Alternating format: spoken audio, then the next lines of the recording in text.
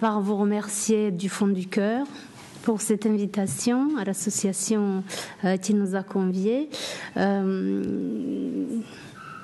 Merci. Et puis merci à tous ceux avec qui on a vécu 6 semaines d'aventure. Vraiment, c'est une aventure, je ne sais pas comment la qualifier. L'avocat général, madame la substitut, qui ont été plus que remarquables. Moi, nous, on disait à chaque fois qu'on sortait, eh bien, c'est la première fois, on avait tellement l'habitude d'être agressé par la presse, parfois, c'est la victime en fait qui devient bourreau, parfois, que là on avait une parole douce, on avait de la compassion, et je crois que ça, c'est peut-être aussi ça le rôle d'un procès,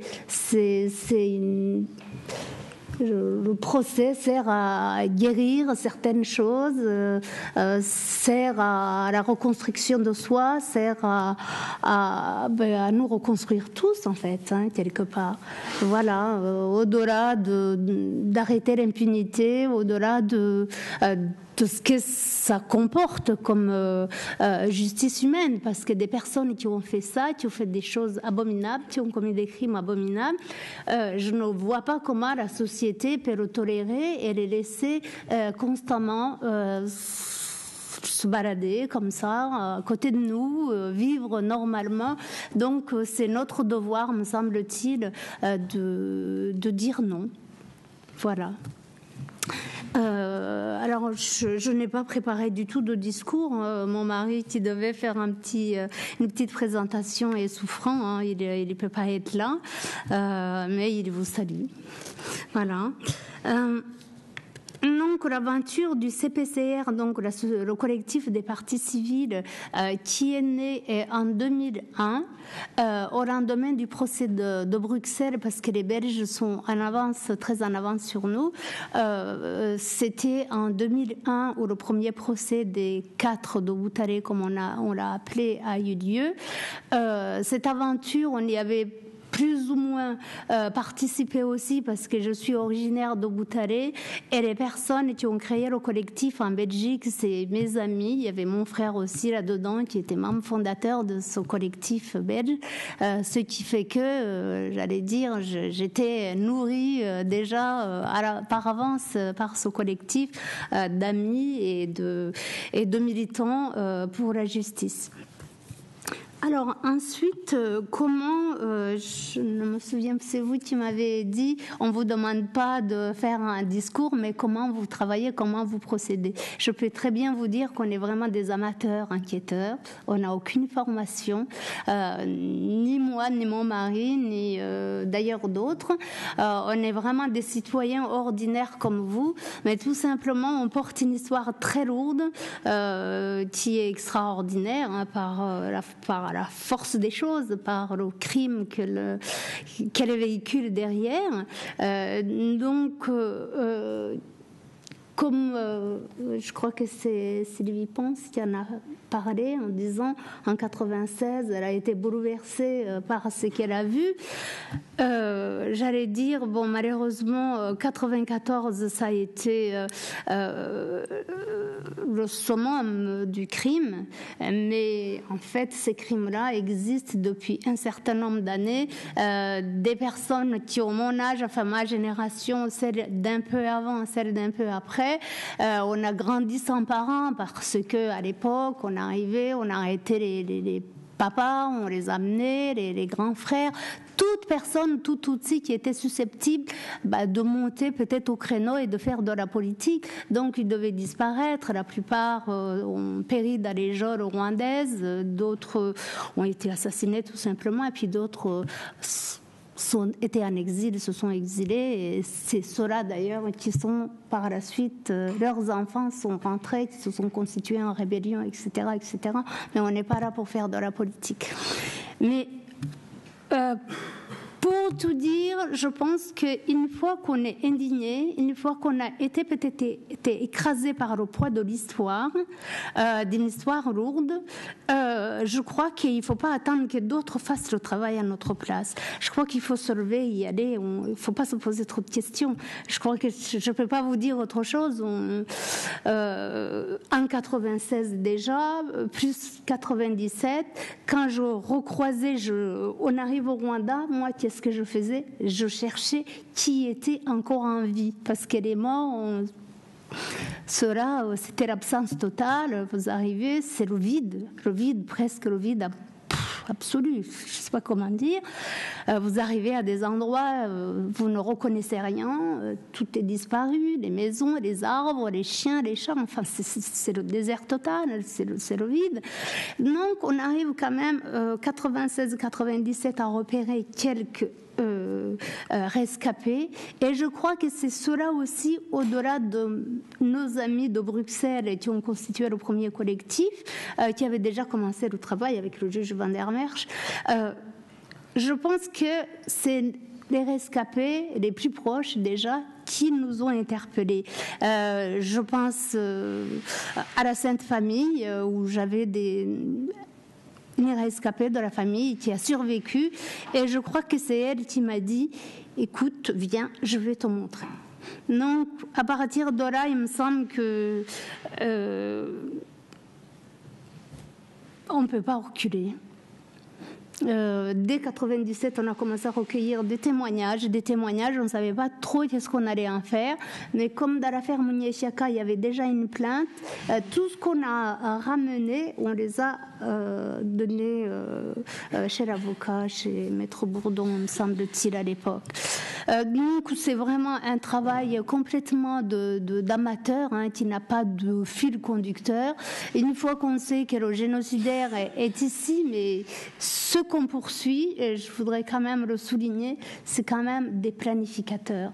Monsieur Simbika Angwa, ça a été un procès difficile pour vous, n'est-ce pas? Parce que des gens comme ça, qui n'ont pas tué spécialement avec leurs mains au grand jour, mais qui organisaient, qui planifiaient, qui organisaient, qui poussait les autres à la tâche, j'allais le dire, eh bien, ceux-là, ils sont presque inatteignables. Monsieur Bagosora, je pense qu'il ne tuait personne de ses propres mains, mais sa responsabilité, elle est énorme par rapport à des petits exécutants, les seconds couteaux, comme on peut les appeler. C'est sûr qu'ils ont beaucoup tué. Ils étaient tués, ils avaient une prime au bout, mais qui est responsable en réalité, c'est là où est toute la difficulté. Pour nous, c'est une évidence que le planificateur, l'organisateur doit être jugé. Et pour l'exemple, même pour cela même qu'il a commandé, et vous en avez rencontré dans les prisons rwandaises, les enquêteurs, je pense qu'ils en rencontrent beaucoup, les OPJ. Et c'est vrai que ceux-là, ils se considèrent pratiquement comme des victimes du système. Et c'est pas tout. Quelque part, s'il n'y avait pas tant de crimes, c'est pas tout à fait faux. Voilà. Qu'est-ce que je peux dire d'autre?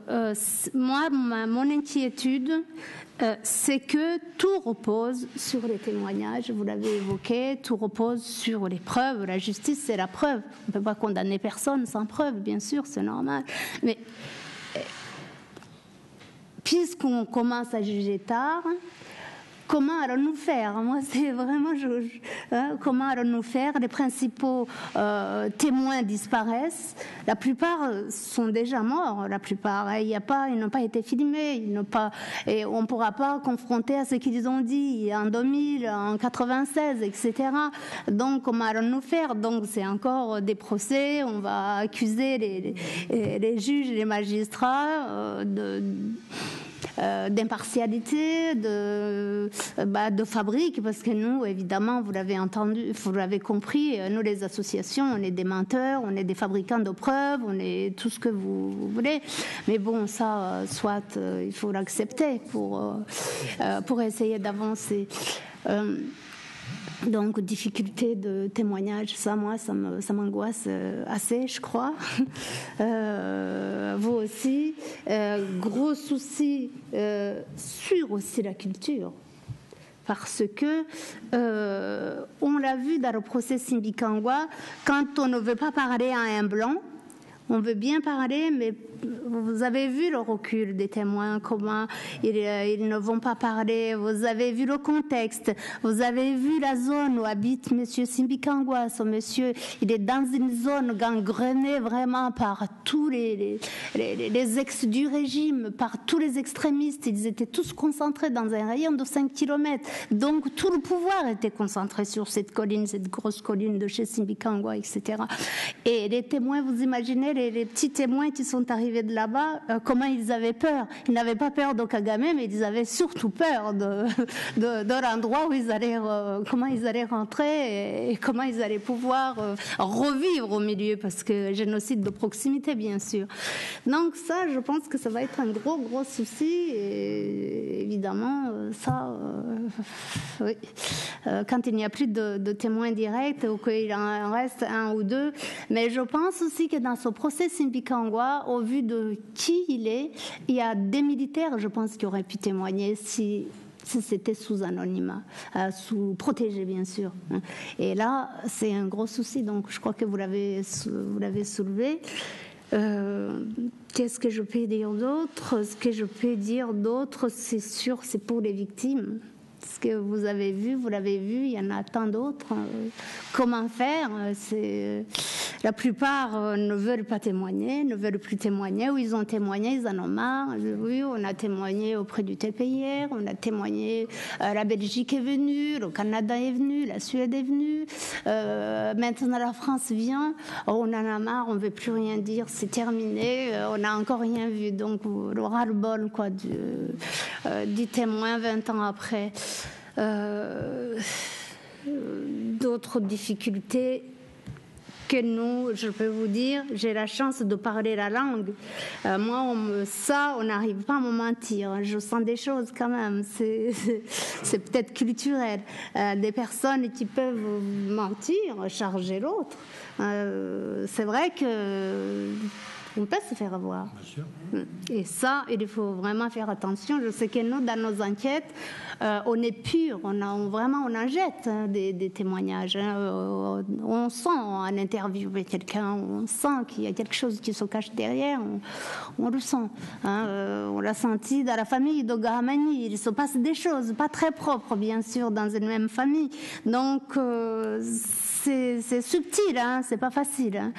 Mais bon, quand on est rwandais, on sent, on a tout de suite, à travers une petite parole, un détour, on sent très bien que derrière, il y a des choses qui se cachent là. Mais comment voulez-vous, en cour d'assises, convaincre les jurés? C'est ça la hantise aussi, convaincre les jurés. Vraiment, ça aussi, c'est autre chose. Mais bon, au départ, on est confiant. Au fur et à mesure du procès, bien sûr, on commence à... Mais vous avez fait un travail remarquable. Ben, moi, je suis vraiment reconnaissante. Même 20 ans après, j'ai assez râlé, comme ça. Mais après, bien sûr, on est heureux. Parce que la justice, c'est vraiment pour moi l'acte maîtresse pour rapprocher. On parle de réconciliation, je n'aime pas beaucoup ce mot parce que il faut quand même être deux au moins pour se réconcilier, mais pour se reconstruire, pour aider les gens à se reconstruire, se reparler, se regarder, même si c'est compliqué. Vous avez vu que Simbikangwa, le dialogue, il est très monologue. C'est très difficile. Voilà, qu'est-ce que je peux dire d'autre? Je crois que je ne vais pas vous embêter. Donc, on n'est ni dans la haine, ni dans la vengeance. Ça, c'est exclu. Quand on est militant de la justice, il faut mettre toutes ces choses-là de côté. Il faut viser l'essentiel. Voilà. Et l'aventure continue. Comment passer le relais pour nous autres qui sommes quand même d'un certain âge? On espère bien les finir quand même.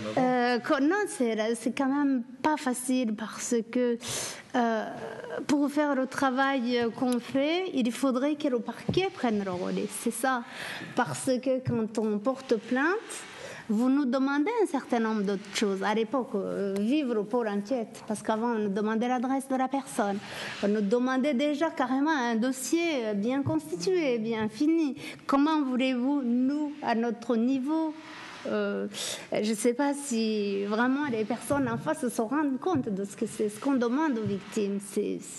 C'est tout simplement monumental, c'est énorme. Donc, et là, on a quand même toujours l'impression que c'est toujours la victime qui paye, qui donne, et qui reçoit rien. Mais bon, là, je vais arrêter.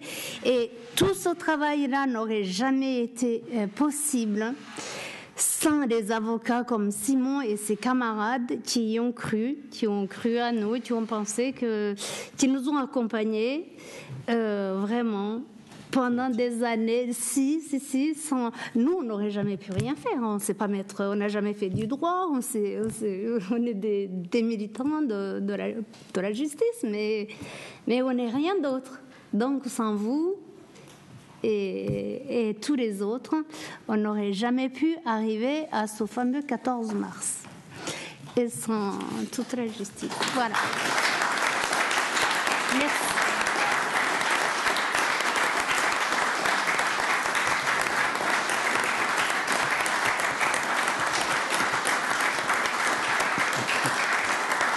C'est normal, on n'aurait jamais pu.